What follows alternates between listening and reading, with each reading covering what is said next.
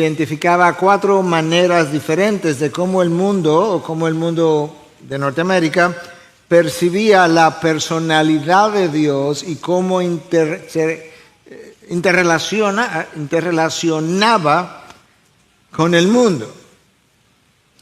Los investigadores de Baylor resumieron los resultados de esta manera. Un 31.4% creía en un Dios autoritario que estaba airado con los pecados del mundo y que se involucraba en los asuntos de la vida de cada criatura y en los asuntos del mundo. Un 23% creía en un Dios benevolente que es perdonador y que recibe a cualquier persona que se arrepiente. Un 16% cree en un Dios crítico que tiene un ojo de juicio sobre el mundo, pero que no va a intervenir ni para castigar ni para consolar a nadie.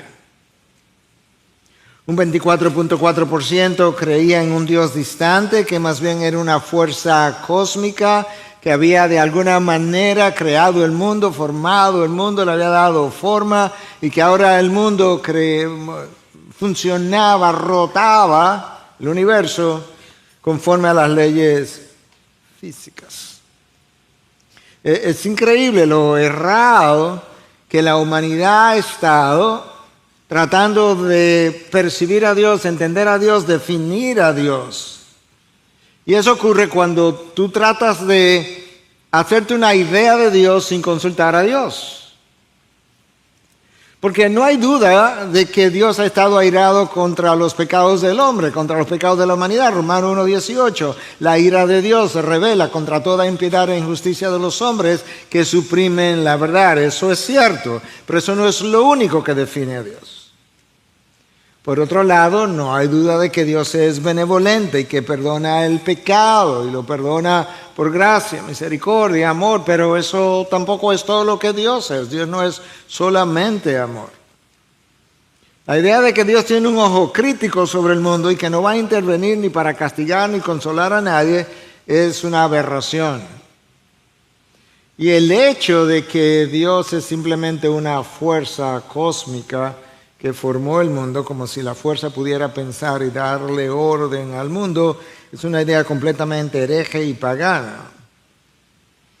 Pero todas esas ideas provienen de personas que no han leído la Biblia y si han leído la Biblia no han entendido la revelación de Dios. Y eso ocurre cuando tú tratas de definir a ese Dios conforme a como tú concibes a Dios según Él afecta tus intereses caídos. Cada uno de nosotros tenemos intereses caídos. Y como nosotros entendemos que Dios puede o no afectar mis intereses, así tendemos a definirlo, a menos que entremos en su revelación. Tenemos 12 domingos con tratando de entender algo más acerca del carácter de Dios. Y en el día de hoy yo quisiera que habláramos acerca de uno de sus atributos que aún no hemos abordado, no hemos estudiado, y se trata de la misericordia de ese Dios. Y para eso yo he querido entrar en un texto del Antiguo Testamento. Algunos de ustedes pudieran pensar, ¿en el Antiguo Testamento? Sí, del Antiguo Testamento, como lo vas a ver prontamente. La razón, donde a Dios usa varios sinónimos. Son palabras distintas, matices distintas, pero al final son como sinónimos para Él ayudarnos a entender mucho mejor cuán misericordioso Él es. Y para empezar a abordar ese tema, vamos a estar leyendo un texto del capítulo 34 del Éxodo, versículos del 6 al 9. Y yo elegí ese texto porque allí Dios se define, se describe, quizás es una mejor palabra, Dios se describe a sí mismo. Pero yo no puedo entrar allí sin antes tomar el texto y colocarlo en su contexto.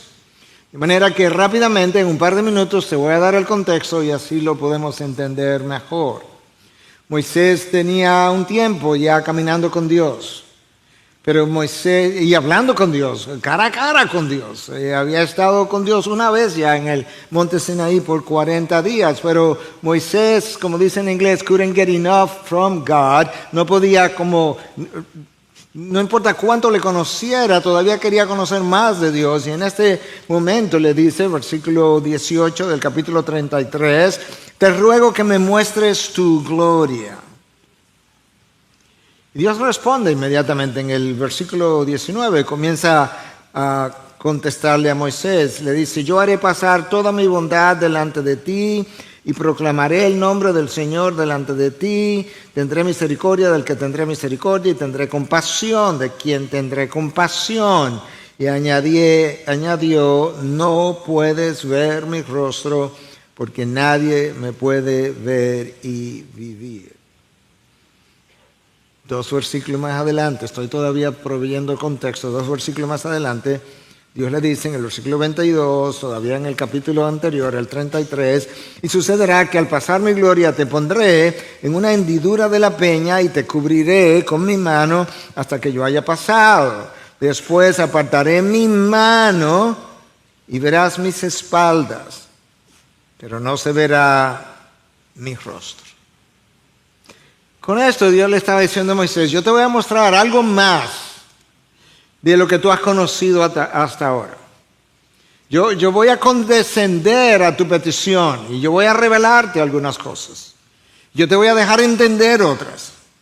De manera que tú puedas instruir al pueblo, pero no podrás ver el rostro, que es lo que tú me has pedido, porque ningún mortal puede ver mi rostro y seguir con vida. Pero antes de eso, Dios comienza a instruir a Moisés.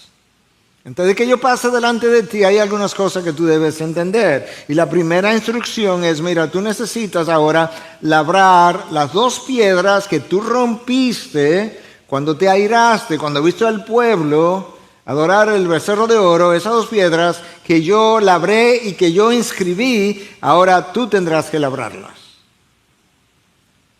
Y tendrás que escribir mis mandamientos también, en la medida en que yo pueda dictarte los mandamientos. Entonces esa era responsabilidad de Moisés en esta ocasión. Leemos eso en Éxodo 33, 27. Después que el pueblo adoró el becerro de oro, Dios se había separado del pueblo, había mostrado su disgusto, su ira. Le dijo a Moisés que tomara la tienda del tabernáculo y la sacara de en medio del pueblo. Estaba medio a medio y el pueblo habitaba en un ángulo de 360 grados. Y le dice, sácame el tabernáculo fuera del pueblo, ahora yo estaré fuera de ellos. Pero ahora, con esta nueva petición de Moisés y esta condescendencia de Dios, obviamente Dios estaba mostrando que una vez más Él estaba dispuesto a restablecer su relación con su pueblo. Segunda instrucción, versículo 2 del 34. Prepárate, pues, para la mañana y sube temprano al monte Sinaí, y allí preséntate a mí en la cumbre del monte. ¿Notaste cómo comienza la segunda instrucción? Prepárate. No subas aquí como que me levanté y me fui corriendo a encontrarme con Dios. No, tú te preparas primero. Preparación es requisito para comunión. Voy a decir eso otra vez. Preparación es requisito para comunión. Hermano, tú necesitas venir cada domingo con una disposición de corazón, de mente, de espíritu, de voluntad, hasta de conducta, de querer encontrarte con Dios vía su palabra, en medio de su pueblo. Tú necesitas esa preparación, yo también. Y quizás en ocasiones no hemos encontrado esa presencia manifiesta porque no ha habido preparación suficiente. Tercera instrucción, cuando tú subas, asegúrate de que nadie venga contigo. Es más, asegúrate que ni siquiera los animales se acerquen al monte durante este encuentro. Ahora que todo ha sido preparado, ahora que todas las instrucciones han sido dadas, ahora podemos leer el texto para el día de hoy. Éxodo 34, versículo del 6 al 9. Entonces pasó el Señor por delante de él y proclamó: el Señor, Dios compasivo y clemente, lento para la ira y abundante en misericordia y verdad, que guarda la misericordia a millares, el que perdona, escucha, el que perdona la iniquidad, la transgresión y el pecado, y que no tendrá por inocente al culpable, que castiga la iniquidad de los padres sobre los hijos y sobre los hijos de los hijos, hasta la tercera y cuarta generación.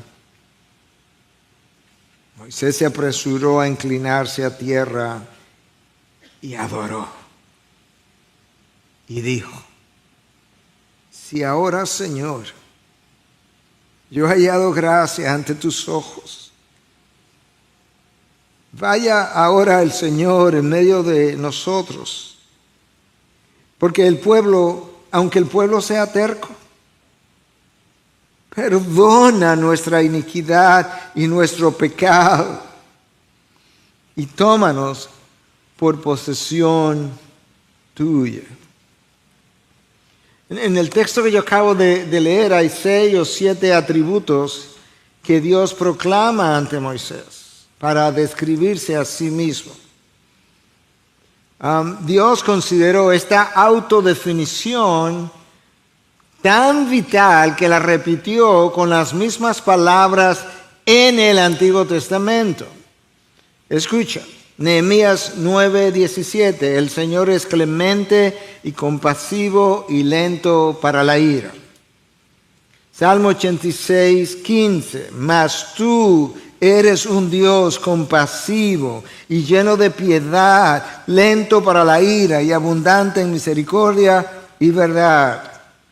Salmo 103:8, compasivo y clemente es el Señor, lento para la ira y grande en misericordia. Salmo 145:8, clemente y compasivo es el Señor, lento para la ira y grande en misericordia. Joel 2:13, volver ahora al Señor vuestro Dios. ¿Pero por qué, Joel? Porque Él es compasivo y clemente, lento para la ira, abundante en misericordia. Jonás 4:2, Jonás, de toda la gente, Jonás, sabía yo que tú eres un Dios clemente y compasivo, lento para la ira y rico en misericordia. Dios enfatiza una y otra vez a través de múltiples pasajes cómo Él es en el Antiguo Testamento, y luego la gente quiere hablar del Dios airado de dicha revelación. Dios comienza su autorrevelación en este texto proclamando su nombre, el Señor, con letra todo mayúsculas. La palabra ahí que en el original es Jehová, Jehová, o Yahweh, Yahweh, o Yahvé, Yahvé. Ese fue el nombre que Moisés recibió de parte de Dios cuando Moisés preguntó, y cuando vaya donde los israelitas y me preguntan quién te envió, le dedicamos todo un sermón a explicar lo que estaba detrás de ese nombre. Y Dios le dice: yo soy el que soy. Dile: yo soy, me ha enviado. Y con ese nombre dijimos en esa ocasión que Dios estaba revelando el hecho de que Él tenía vida en sí mismo, que no depende de nada ni de nadie, el Dios que se suple, por así decirlo, a sí mismo. Y ese era el Dios que ellos iban a necesitar en el desierto, porque en el desierto no hay nada, no hay agua, no hay alimento, no hay sombra, no hay árboles, no hay ciudades, no hay pueblo. Yo necesito un Dios que se pueda suplir Él mismo, por así decirlo, porque entonces Él podrá suplirnos a nosotros todas nuestras carencias. El Dios eterno, eso está detrás del nombre. El Dios que no envejece, que no se cansa, que no se gasta. El Dios que al final de los 40 años en el desierto sería el mismo Dios que al principio de los 40 años. Con el nombre yo soy, Yo soy el Señor, el Señor. Dios no simplemente le estaba revelando a Moisés cómo referirse a él. No. Estaba revelándole a Moisés algo de su esencia, como vimos en ese mensaje ya de hace varios domingos atrás. Pero inmediatamente Dios se identifica por su nombre. Él comienza a definir cosas que el pueblo necesitaba entender y que tú y yo necesitamos entender. Y entonces Él comienza con esta serie de palabras muy similares, casi sinónimas a las que ya yo me referí. Escucha cómo Él comienza. Compasivo y clemente. Wow. Compasivo, esa es la cualidad en nuestro Dios que hace que Él sienta por sus criaturas. Nota que ni siquiera dije por sus hijos. No, por todas las criaturas. Él alimenta a las aves y ellas no se preocupan, como el mismo Cristo las usó de ejemplo, de qué van a comer. Dios tiene compasión del inconverso. Dios tiene quizás todavía más compasión de aquellos que somos sus hijos, pero Él empatiza, esa es la palabra, Él empatiza con nuestras luchas, sobre todo de aquellos que somos sus hijos, nuestro dolor. Él tiene empatía por las cosas que tú y yo tenemos que atravesar. De hecho, para aquellos que ya le hemos recibido como Señor y Salvador, esto es lo que el autor de Hebreos nos dice en 4:15, que no tenemos un sumo sacerdote que no pueda compadecerse de nuestras flaquezas. Él conoce mis debilidades y cuando las ve, se compadece de las mías y de las tuyas. El famoso teólogo B.B. Warfield, del también famoso seminario de Princeton, antes de que se convirtiera en un bastión del liberalismo, escribió un libro relativamente pequeño, está en el internet, lo puede conseguir en PDF, se llama The Emotional Life of Our Lord, la vida emocional de nuestro Señor. Y allí él expone que la cualidad número 1 del mundo emocional de Jesús fue la compasión. La cualidad número 1 del mundo emocional de Jesús fue la compasión. Y yo no creo que eso se puede decir mucho de nosotros los hijos de Dios, no se puede decir mucho de las iglesias de Dios. Hay muchas iglesias que son muy conocidas por su adoración, por su tamaño, por el número de iglesias que han plantado, por su extraordinaria predicación, pero yo no sé, todavía no conozco una iglesia que sea conocida en la comunidad por su nivel de compasión. Pero la cualidad número 1 del mundo emocional de Jesús fue eso. Escucha cómo Mateo 14, versículos 13 y 14 lo dice, un texto muy conocido. Al oírlo, Jesús se retiró de allí en una barca, solo, a un lugar desierto, y cuando las multitudes lo supieron, le siguieron a pie desde las ciudades. Y al desembarcar vio una gran multitud y tuvo compasión de ellos y sanó a los enfermos. Sanó a los enfermos, muchos de los cuales ni siquiera le estaban pidiendo vida eterna o nada espiritual, simplemente se compadeció de ellos. Dios es compasivo porque Él toma en cuenta las consecuencias que podríamos experimentar si Él no interviene. Déjame ampliarte eso un poquito más. Dios conoce las consecuencias enormes en las que tú y yo incurriremos cada vez que le damos riendas sueltas al pecado. Consecuencias dolorosas, pesadas, largas, que dejan huellas, difíciles de borrar, y cuando Dios las ve se conduele. Tú me dices que de dónde yo obtengo tal conclusión, de la palabra. Cristo viene bajando a Jerusalén montado en un asno. Y sabía a lo que iba a su sacrificio. Y hay mujeres que están llorando por él. Y dice, mujer, no lloren por mí, lloren por vuestros hijos. Porque las consecuencias que vienen como consecuencia de, valga la redundancia, son tan enormes que a mí me duelen. Y él lloró. Él lloró por las consecuencias del pecado de aquellos que le iban a crucificar. Eso es compasión. La palabra compasión, esplanixomai en el original, viene de una raíz griega, esplagnon, que significa entrañas. Entrañas como el corazón, los pulmones, el hígado, los intestinos, los riñones. Es como una metáfora para ayudarnos a entender que cuando tú experimentas compasión, hay un sentimiento visceral dentro de ti. Eso es lo que Jesús experimentó. Jesús fue conmovido ante la multitud. Pero no olvides que como en Jesús moró la plenitud de la divinidad, lo que Jesús experimenta, el Padre experimenta y viceversa. Lo que Jesús era, el Padre era. Lo que el Padre es, Jesús es. Esa compasión que Dios tiene era la condición que Jonás no toleraba acerca de Dios. A Jonás le irritaba que Dios fuera tan compasivo.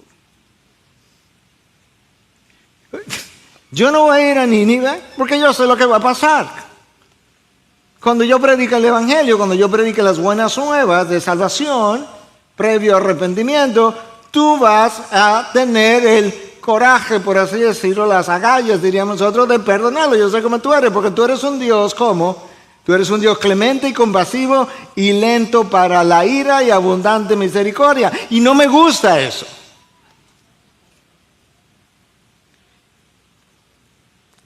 Y si eso era verdad, Dios tuvo razón para quitarle la vida más de una vez a Jonás. Por considerarse superior a otros, por considerarse digno de perdón, pero otros no, por la dureza de su corazón y por su ira contra Dios mismo. La misma condición que a Jonás no le gustaba de Dios, es la inclinación del corazón que Dios tuvo que tener hacia él para tolerarlo. Pero Dios no solamente dice que Él es compasivo en Éxodo 34, sino que Él es clemente. La palabra clemente implica lleno de gracia. No hay una palabra exacta en el hebreo para gracia, como sí tenemos en el Nuevo Testamento, charis. Pero esta palabra clemente significa eso, lleno de gracia. Yo creo que nosotros, el domingo pasado estuvimos hablando todo el sermón acerca de la gracia. Y yo creo que la gracia de Dios es mejor entendida en términos de la salvación, que es el hecho de que nosotros sin merecer ser salvos, Dios nos perdona nuestros pecados, nos recibe y nos da entonces salvación para poder vivir el resto de la eternidad con Él. Yo creo que la gente entiende mucho eso, pero la gente entiende poco lo que es la gracia en la vida diaria, la gracia de Dios. Y yo quiero como desempacar eso en 2 o 3 minutos, para que puedas entender que este Dios clemente, que implica lleno de gracia, cómo es que está trabajando en tu vida día a día.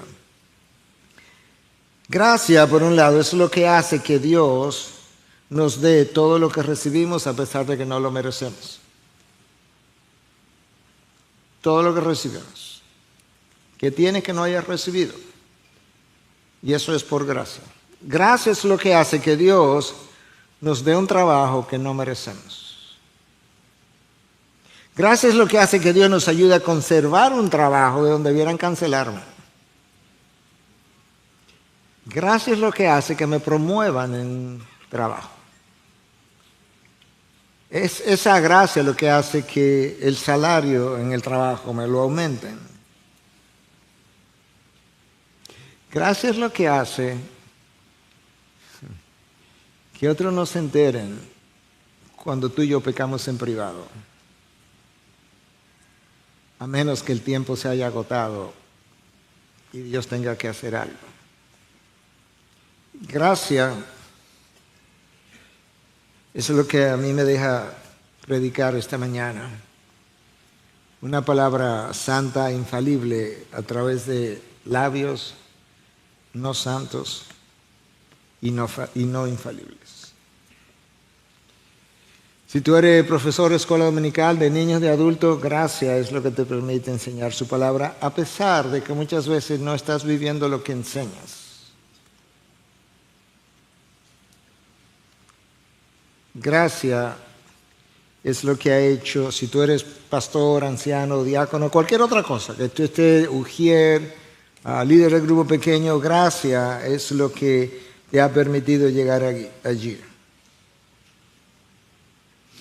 Gracia es lo que permite que Dios te deje aconsejar a personas cuando tú mismo necesitas consejería.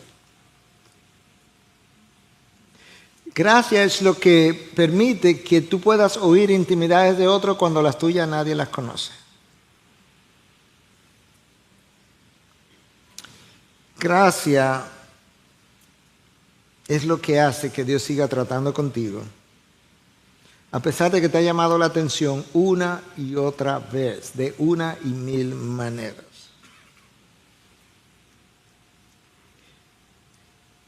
Lleno de gracia es lo que está detrás de la palabra clemente, compasivo y clemente. Como Dios es así, entonces Él amplía el concepto. Dice, yo también soy lento para la ira. Y cuando la palabra de Dios habla de que es lento para la ira, se refiere a la paciencia de Dios. De hecho, Pablo en Romanos 15:5 llama a Dios el Dios de la paciencia. ¡Wow!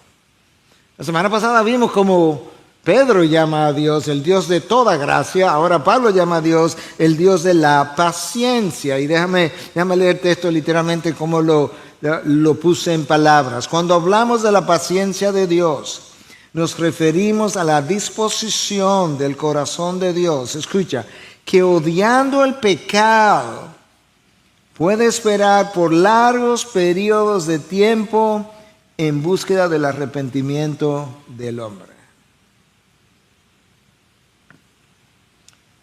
Hermanos, hay cosas que a ti te disgustan. Y hay cosas que a mí me disgustan también. Es posible que haya cosas que en mí que a mi esposa le disgustan y viceversa.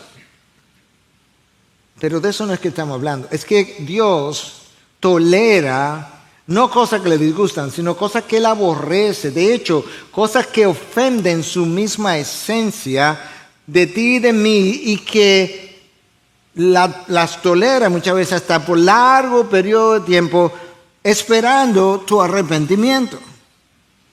Es la inclinación bondadosa de parte de Dios que, viendo la pobreza espiritual del pecador, decide restringir su poder y su juicio por un largo tiempo, y el castigo merecido, subraya la palabra merecido, el castigo merecido,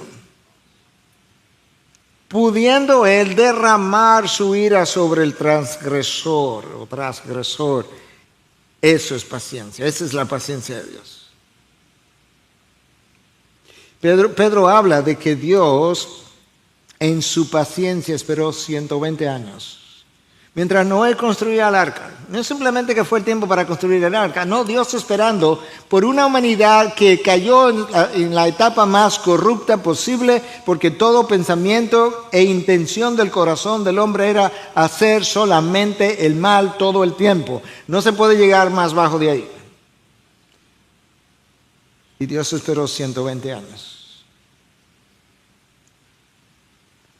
Cuando Dios formó la nación de Israel, había un reino unido bajo Saúl, luego David, luego Salomón, y luego el reino se divide, y el reino del norte y del sur comienzan a pecar, y a ser infieles, y a prostituirse, y a fornicar espiritualmente y físicamente también. Y Dios comienza a llamarlos de regreso, volveos a mí, un profeta tras otro, y espera más de 200 años llamando al reino del norte a que se arrepintiera antes de enviarlo al exilio. Y luego espera otros 125, 130 años más llamando al reino del sur a que regresara a él antes de enviarlo a Babilonia. Y tú me estás hablando de que Dios es un Dios airado en el Antiguo Testamento. ¿En serio? Dios mostró su misericordia en el Antiguo Testamento como en ningún otro lugar. Piensa en esto.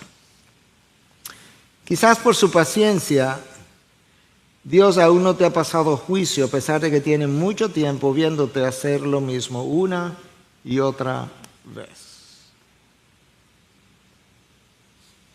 Pon tu nombre ahí, o yo. Yo creo que entenderíamos mejor su paciencia si nos percatamos de cómo Dios ha restringido su justicia, a pesar de que Él ve continuamente, minuto a minuto, los pecados del ser humano. Y Él no ha intervenido en su justicia todavía, como lo va a hacer en un futuro. Dios ve minuto a minuto cada violación sexual, cada niño de meses, de unos añitos, siendo violado. Dios lo ve. Cada fornicación, cada adulterio, cada robo, cada homicidio, cada aborto, cada acto de pornografía, cada acto de homosexualidad. Y a pesar de eso, Dios está restringiendo su juicio. Escucha, Pedro lo dice en su segunda carta. Mira cuánto Dios tiene esperando y restringiendo. Se van 2000 años. En su segunda carta en 3:9. El Señor no se tarda en cumplir su promesa, según algunos entienden la tardanza, sino que es paciente para con todos, lento para la ira, no queriendo que nadie perezca, sino que todos vengan al arrepentimiento. Hermano, piensa en esto también. Quizás tú no has venido a los pies de Cristo, pero si viniste a los pies de Cristo, piensa cuántos años antes de venir viviste de espalda a Dios. O si ya viniste a los pies de Cristo, piensa cómo ya habiendo venido has irreverenciado su nombre, cómo has ignorado su santidad, y cómo Dios ha esperado pacientemente, o hasta el día de hoy, para que te devuelvas y le entregues su vida, o hasta el día en que le entregaste tu vida cuando lo hiciste, o hasta el día de hoy, porque ya siendo su hijo, también lo has irreverenciado y en su paciencia Dios ha esperado hasta hoy.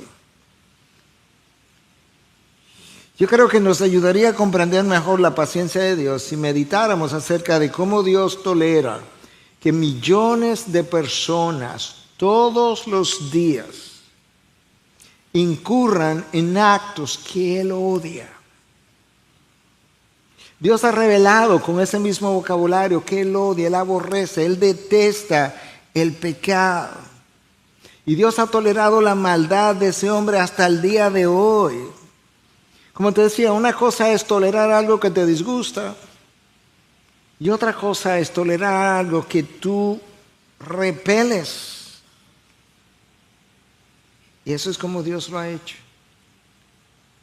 Yo creo que nos ayudaría a entender su paciencia cuando considera que Dios tiene la habilidad, el derecho, el poder, la autoridad para castigar la maldad inmediatamente, tan pronto un pecador incurre en una falta como lo hizo con Ananías y Zafira, pero no lo está haciendo así. ¿Y por qué, pastor? Porque Dios es lento para la ira, porque Dios es paciente, porque Dios en su paciencia está tratando de llevar al hombre al arrepentimiento a través de su bondad. Eso es exactamente lo que Pablo le dice a los inconversos en Romanos 2, pero por aplicación a nosotros también. Escucha, Romanos 2, versículo 4, porque eso es importante. Nosotros pudiéramos, al igual que el inconverso, haber estado pecando por 2, 3, 4 años, ignorando la paciencia de Dios, y Dios dice, o Pablo escribe por inspiración de Dios en 2:4 de Romanos, es una pregunta: ¿o tienes en poco las riquezas de su bondad, tolerancia y paciencia, ignorando que la bondad de Dios te guía al arrepentimiento.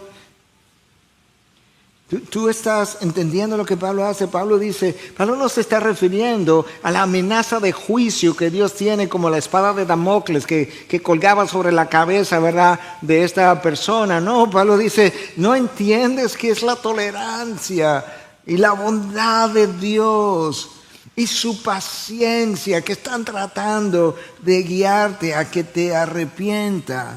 No hagas caso omiso de ese tiempo, porque es como una burla es como decirle a Dios, hey, tú amaga pero no da.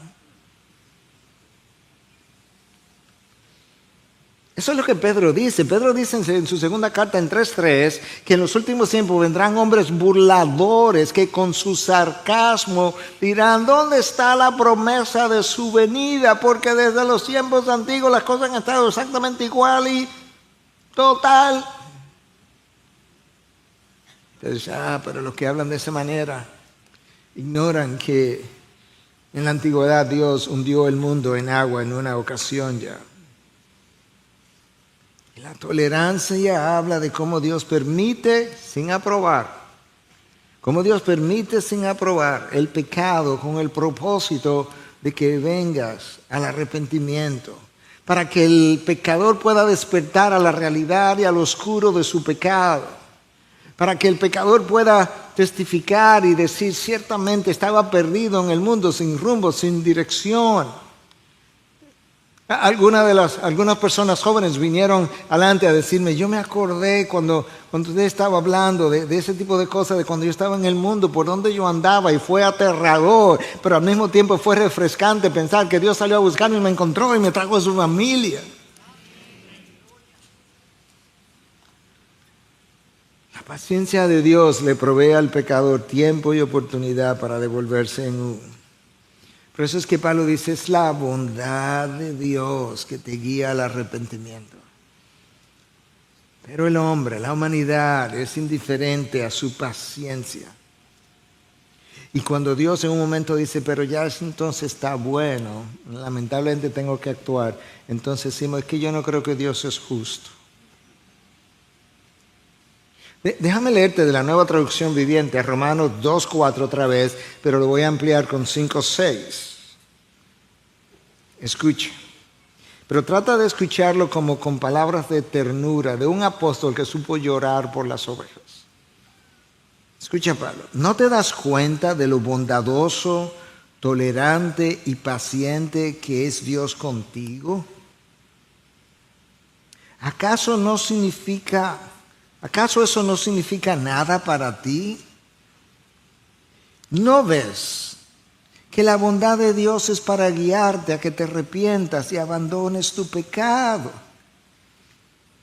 Pero eres terco y te niegas a arrepentirte y abandonar tu pecado. Por eso vas acumulando un castigo terrible para ti mismo. La Nueva Biblia de las Américas dice, estás acumulando ira para ti en el día de la ira.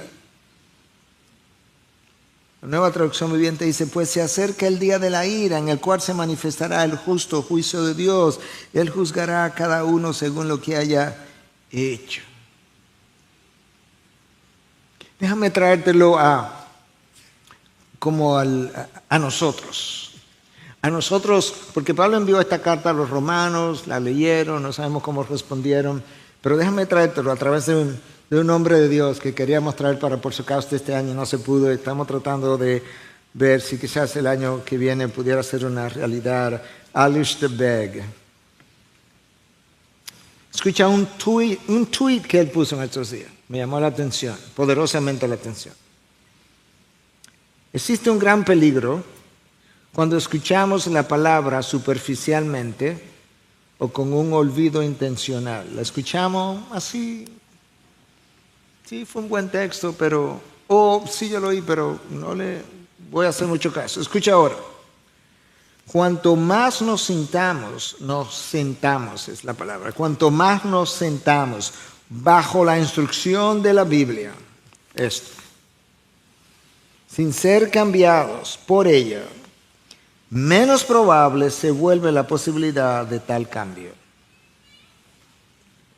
Déjame, yo lo puse en mis palabras, un poquito más no contextualizado, aterrizado está. Esto es como yo lo puse. Mientras más sermones escuchas, mientras más lees la palabra, permaneciendo sin cambiar, menor es la posibilidad de que alguna vez llegues a cambiar. Eso es lo mismo que Pablo dice en Romanos 2, de otra manera. Y Dios está diciendo, yo soy compasivo, clemente, lento para la ira o paciente. Y eso mismo hace que yo sea abundante en misericordia. ¿Y qué más? Y que guarde misericordia a millares. Es el Dios del Antiguo Testamento, y que guarde misericordia a millares. Escucha ahora, el que perdona la iniquidad, la transgresión y el pecado. Son como palabras similares, pero cada cosa significa algo diferente. Yo perdono el pecado, yo perdono la iniquidad, yo perdono la transgresión. La iniquidad es un poco más de esa actitud rebelde, que sabiendo que no debo hacerlo como quiera lo hago. Y dice, yo llego hasta ahí en mi paciencia. Porque yo soy abundante en misericordia. Escucha a W. Tozer en su libro Delighting in God, Deleitándome en Dios. Tanto el Antiguo Testamento como el Nuevo declaran la misericordia de Dios. A veces pensamos que hay más misericordia de Dios en el Nuevo Testamento. Presta atención. Lo extraño es que el Antiguo Testamento dice 4 veces más acerca de la misericordia de Dios que el Nuevo Testamento. 4 veces más. Yo le decía a mi esposa después que terminé de predicar, lo he dicho 1000 veces, en cuanto al carácter de Dios, yo prefiero el Antiguo Testamento por mucho. Entonces, continúa, se nos ha enseñado que el Antiguo Testamento es un libro de ley, que el Nuevo Testamento es un libro de gracia, que el Antiguo Testamento es un libro de juicio y que el Nuevo Testamento es un libro de misericordia. Pero la verdad es que Dios es misericordioso y la misericordia de Dios es perfecta, infinitamente perfecta y eterna. Dios siempre ha sido misericordioso en el Antiguo Testamento, en el Nuevo Testamento, en la antigüedad pasada, en la antigüedad pasada y en la futura también. La eternidad futura es la palabra que andaba buscando. Dios es misericordioso.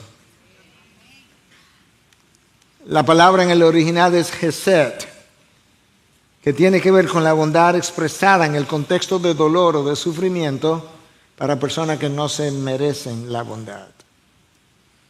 Hesed. Charles Spurgeon decía que este es el último atributo que nació de Dios. Y lo decía de esa manera, yo creo que es una buena manera de pensarlo. Porque no hubo necesidad de misericordia hasta que el pecado entró en el mundo. Los ángeles nunca han recibido misericordia. Ellos han recibido gracia, porque para comenzar lo crearon y Dios no tenía que crearlos. Además, Dios habla de un grupo de ángeles que están con Él, que le llama a los ángeles elegidos. Eso es gracia. Pero misericordia es otra cosa. Es una disposición que es expresada hacia la criatura que está en dolor, en sufrimiento, en necesidad. Y eso no ocurrió hasta que el hombre pecó. Nota, si Dios expresa su misericordia aún hacia inconversos. En Mateo 9:27 tú lees de 2 ciegos que cuando vieron a Jesús pasar le dijo, ten misericordia de nosotros. Y sabes que como sufrían en ceguera, Jesús se condolió de ellos, tuvo compasión y los sanó. No le pidieron vida eterna, no le pidieron salvación, le dijo, ten misericordia de nosotros. Y recibieron la visión. Marcos 9:22, un padre viene donde Jesús y le dice, Señor, ten misericordia de mi hijo, porque hay un espíritu que frecuentemente lo tumba en el fuego. Y lo liberó. No le pidió salvación para su hijo, aunque quizás en el futuro la fue y la buscó, pero lo que le pidió fue misericordia y Jesús la tuvo. Marcos 6:34, hablamos de cómo Jesús tuvo misericordia cuando vio las multitudes. Tuvo compasión, las vio como ovejas sin pastor, perdidas, sin sentido, sin propósito, sin significado, sin saber en qué dirección ir o qué hacer. Y abusadas por gentes del momento, o fariseos, o saduceos, o autoridades, quién sabe. Es la misericordia de Dios que lo hace lento para la ira. Es la misericordia y la gracia de Dios como que autorregulan el carácter de Dios, si me permiten usar la palabra. Que hacen que Dios restrinja su ira y ejerza su poder de control para esperar por el arrepentimiento de algunos o de muchos. Y lo hace para su propia gloria, pero lo hace también para beneficio de la criatura. Wow. Wow. Para mi beneficio. El texto de hoy dice que Dios es abundante en misericordia y en verdad. La palabra ahí es emet, en el original, que significa firme, estable. Dios no está de un humor hoy y de otro humor mañana. Dios no se levanta de una manera hoy y mañana te dice cuando tú le pides algo, no. ¿Y por qué no? No, ¿por qué no? Padre, pero ¿por qué no? ¿Por qué no? Padres han hecho eso, no Dios. Padres han hecho, en ocasiones han dicho, ¿y por qué no? Porque no me da la gana. No, Dios no es así. Eso no es parte de esa verdad que es parte de la esencia. Dios es confiable, es fiel, es alguien en quien tú puedes confiar. En el Salmo 31:5, Él es llamado el Dios de verdad. Es algo que es en su misma esencia. Esa es la razón por la que Dios odia labios mentirosos. Proverbios 6. Dios odia labios mentirosos. ¿Por qué? Porque es tan contrario a lo que yo soy. Cristo vino y dijo, yo soy el camino, la verdad y la vida. Pero no solamente odio labios mentirosos por eso, es que yo sé lo que la mentira hizo cuando todo comenzó en el jardín del Edén. La mentira destruyó todo y la mentira continúa destruyéndolo todo. No hay nada que comience con mentira que pueda terminar bien porque no me tiene a mí detrás. Y yo odio las consecuencias del pecado. ¿Cómo la odia? Porque soy compasivo, porque soy clemente, porque quiero expresar misericordia aún hacia las criaturas en general. Por eso es que la mentira es sofocante. Es como cuando tú tomas un pez y lo sacas del agua y él está dando aletazo porque se está sofocando.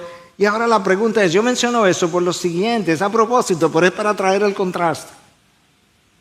Si Dios es un Dios de verdad, definido como el Dios de verdad, y el Salmo 116:11 dice que todos los hombres son mentirosos, donde yo no quisiera decirlo, pero ahí estoy yo, porque están todos los hombres.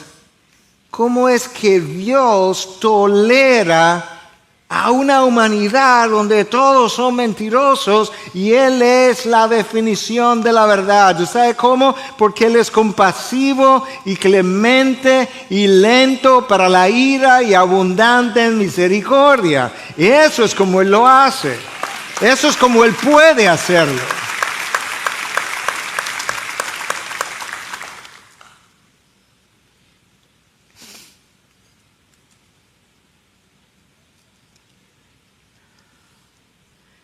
Y ese Dios de verdad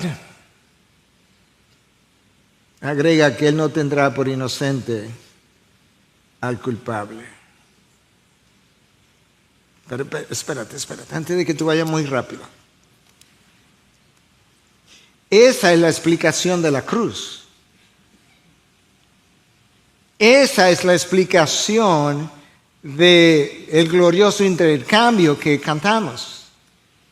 Porque cuando su hijo dijo, yo tomo el pecado, la maldad, la transgresión, la iniquidad de Miguel, Dios Padre dijo, culpable.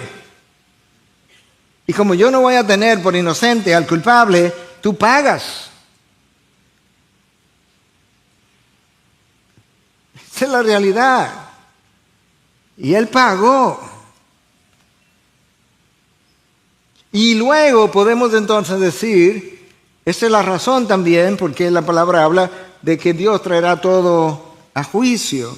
Pero lo que Dios quiere que tú entiendas, porque lo enfatizamos, Él lo enfatizó, lo leímos una y otra vez, es que Él es compasivo, que Él es clemente, lento para la ira. Dios dice, te estoy dando tiempo, pero no abuses de mi tiempo, no tomes la gracia prestada, porque llega un momento en que se terminan los 120 años que le di a la generación de Moisés.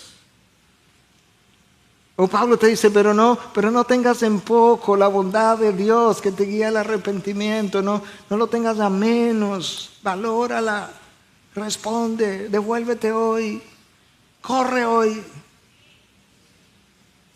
Y cuando Moisés, yo no puedo saber lo que, porque nosotros estamos leyendo una palabra, pero Moisés la oyó y él tuvo no sé qué cosa, pero él tuvo algo de visión, él vio cosas también, y yo no me imagino todo el entendimiento que Moisés tuvo. Yo puedo especularlo, imagino que sí, pero creo que tuvo un mayor entendimiento que lo que yo estoy teniendo hoy de esas palabras, de un Dios compasivo, clemente, lento para la ira, abundante en misericordia. Y cuando Moisés entendió eso, el versículo 8 del capítulo 34 que leímos dice, Moisés se apresuró a inclinarse a tierra y adoró. No fue como que Moisés se quedó ahí pensando, ¿y ahora cómo respondo? No, Moisés se apresuró a postrarse delante de lo que él acababa de oír y de ver.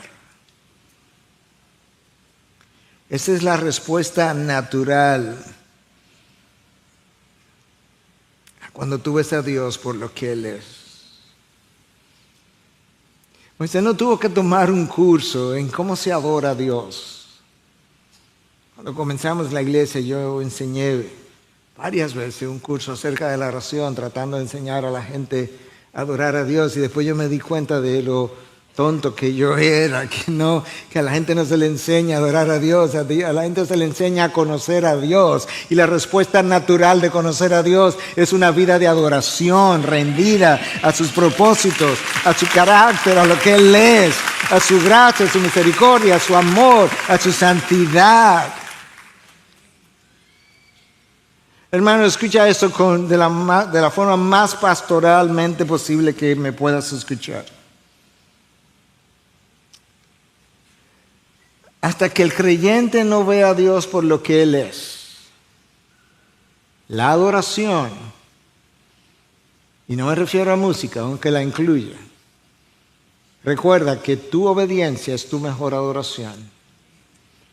Entonces, cuando te leas lo que te voy a leer ahora, recuerda que hasta que no veas a Dios por lo que es, tu adoración no pasará de ser un ejercicio como esto. Palabras sin significado. Movimiento sin conocimiento. Una aparente pasión sin corazón.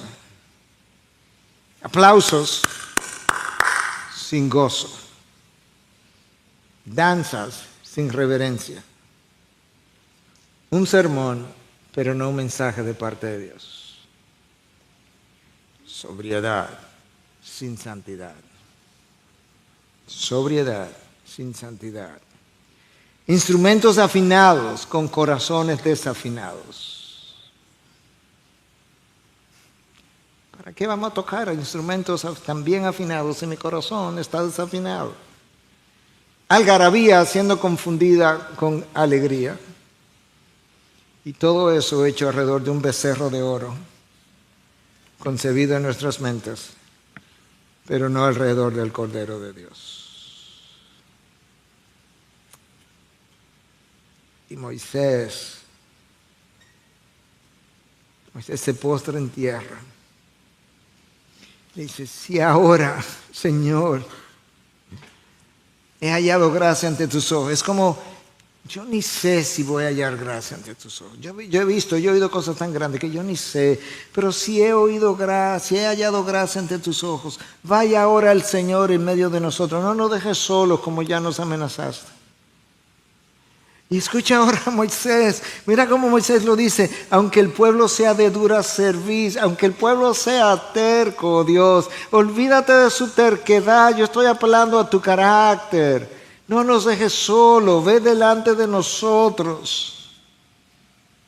Y sabes qué, Dios, ya me dijiste que eres compasivo y clemente y lento para la ira y que perdona el pecado, la transgresión y la iniquidad, pues sabes qué, perdona nuestra iniquidad y nuestro pecado y tómanos por posesión tuya.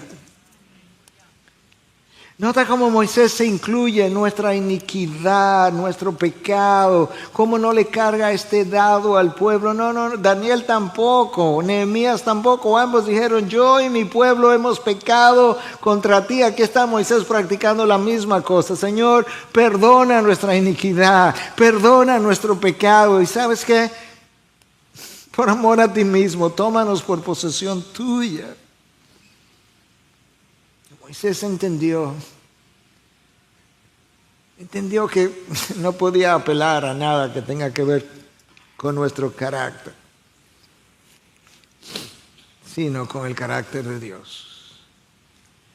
Permíteme cerrar. El tiempo ha pasado, yo sé. Pero yo no sé ustedes, yo le he pasado en la presencia de Dios. Déjame leerte unas palabras en 2 o 3 minutos de Paul Tripp. Él dice lo siguiente: una de las asombrosas realidades de la vida cristiana es que en un mundo donde todo está en algún estado de descomposición, diríamos con las patas para arriba, aquí diríamos así, todo está en descomposición. Las misericordias de Dios nunca envejecen.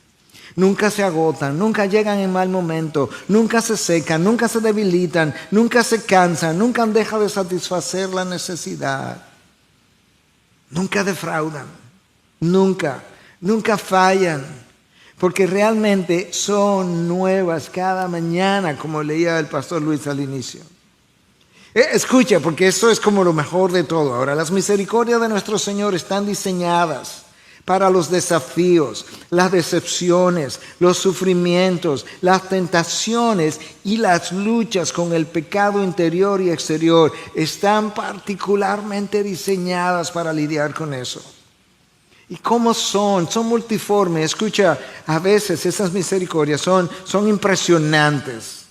Pero otras veces son misericordias que nos reprenden en el camino. ¿Para dónde vas? ¿Qué estás haciendo? Eso es parte de su misericordia. Misericordia que nos fortalecen otras veces cuando estamos débiles. Misericordias que dan esperanza. Misericordia que exponen el corazón. En ocasiones Dios ha hecho eso mismo conmigo y luego me deja ver el corazón. Y sabes que le doy tanta gracia a Dios por tomar mi corazón, abrirlo en 2 y poder decirle, pues, sánalo. Misericordias rescatadoras. Te estás yendo y Dios en su misericordia te tira el lazo y te ala y te siente como que te está ahorcando y Dios dice, no te estoy ahorcando, te estoy trayendo. Misericordia transformadoras, misericordia perdonadoras, misericordia que traen provisión, misericordias incómodas algunos. Misericordias que revelan gloria, misericordias que iluminan la verdad, misericordias que dan coraje, valentía, valor en el momento de la necesidad. ¡Wow! Ese es el Dios que es abundante en misericordia. Tiene que verlo de esta manera. Dios te ve y se conduele, no simplemente si tú estás sufriendo de alguna enfermedad o tu ser querido o alguna dificultad. No, cuando tú estás sufriendo las consecuencias de tu pecado, a Dios le duele. Si no tiene que ser así. Me tienes a mí. Fui a la cruz por ti para que no fuera de esta manera. ¿Qué estás haciendo? Por favor, volveos a mí. Es como que Dios rogara al hombre, el Dios creador rogándole a la criatura. Y cuando no lo hace Él directamente, lo hace a través de nosotros. Pablo lo dijo, como si Dios rogara a través de nosotros, reconciliados con Dios. porque en su compasión, en su clemencia, en su paciencia, en su abundancia de misericordia, Dios te quiere cerca, no lejos. Te quiere sano, no enfermo. Te quiere perdonado, no en pecado. Te quiere fortalecido, no débil. Te quiere seguro, no vulnerable. Te quiere gozoso, no triste. Te quiere perdonado, no en necesidad de perdón. Te quiere como Él y no te quiere como tú eres, porque para eso Él murió, para hacerte como Él es. Padre, gracias. Dios, mis pecados, nuestros pecados son muchos, muchos, muchos, y han sido grandes en ocasiones, pero tu gracia es mayor. Señor, nosotros venimos de ti como pueblo a pedirte que tú renueves tu obra sobre nosotros, que nos dé arrepentimiento, que nos mueva el arrepentimiento, que nos haga llorar nuestro pecado, que nos haga reconocer nuestro pecado, que nos haga reconocer nuestra descomposición, que nos haga reconocer que estamos muy, muy decompuestos y tú nos llamaste, venimos a ti, nos sanaste y luego nosotros volvimos a descomponer el mismo mundo que ya tú habías compuesto otra vez en el interior. Perdónanos, oh Dios. Restaura mis pies, rescátame del camino hacia donde voy o el que estoy. Devuélveme de mi derrotero hacia el abismo. Y mira, si todavía tú no has entregado esa vida al Señor y Dios te ha revelado por su Espíritu que todavía tienes o andas, practicas la oscuridad, llámese el pecado. Dios te dice, yo perdono. Aún hoy yo perdono. Si Dios ha puesto deseo en ti de arrepentimiento, no endurezca el corazón y oír hoy su voz. Responde a su gracia, a su bondad, a su oferta de perdón. Dile, Señor, gracias por Cristo, gracias por su sangre. Gracias por convencerme de mi necesidad de perdón. Perdóname, yo soy un pecador, pero dice tu palabra que tú eres un gran Salvador. Y voy a apelar a ti, oh Dios, a tu misericordia y bondad. Y te voy a decir, perdóname, yo no merezco perdón, yo lo sé, hoy lo aprendí, o quizá hoy me recordé, pero yo lo afirmo, yo no merezco perdón, pero yo no estoy diciendo que lo merezco, yo lo que sé que tú eres un Dios de abundante gracia. Dame de tu gracia y de tu misericordia. Y ayúdame a recordar para el resto de mis días la cruz de Cristo en favor mío, en favor de mi pecado, en favor de mi perdición, para que pueda ser salvo y que eso me lleve a amarte más, a obedecerte mejor y a seguirte mejor. Y ayúdame entonces a enseñar a los hombres acerca de sus transgresiones, porque ya conocí de las mías y de dónde ser sanado de las mías. Pues ayúdame a enseñar a otros acerca de las de ellos y cómo ser sanados de ellas.